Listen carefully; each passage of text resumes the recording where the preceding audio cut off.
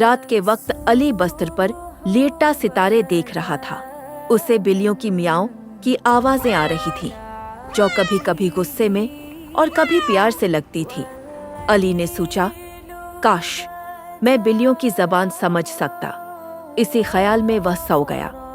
خواب میں وہ ایک عجیب باغ میں پہنچا، جہاں سب بلیاں باتیں کر رہی تھی۔ ایک بلی علی کے قریب آئی اور بولی، تم انسان لوگ ہمیں صرف میاؤں سمجھتے ہو، لیکن ہم بہت کچھ بیان کرنا چاہتے ہیں۔ علی حیرت سے بولا، کیا کہنا چاہتی ہو؟ اتنے میں ایک دوسری بلی پیچھے سے بولی، دوستو، اس سے پہلے کہ بلی اپنی دل کی بات کہے، جلدی سے چینل سبسکرائب کر لو۔ پھر وہی پہلی بلی سنجیدگی سے علی کی آنکھوں میں دیکھتے ہوئے کہنے لگی، ہمیں بھوک لگتی ہے، ہمیں پیاس بھی لگتی ہے، ہمیں بھی پیار چاہیے جیسے تمہیں۔ علی کی آنکھ کھل گئی۔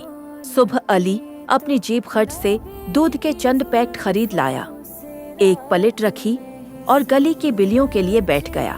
ایک ننھی سی بلی آ کر اس کے پاؤں سے لپٹ گئی۔ علی نے مسکرا کر کہا، اب مجھے تمہاری میاؤں سمجھ آتی ہے۔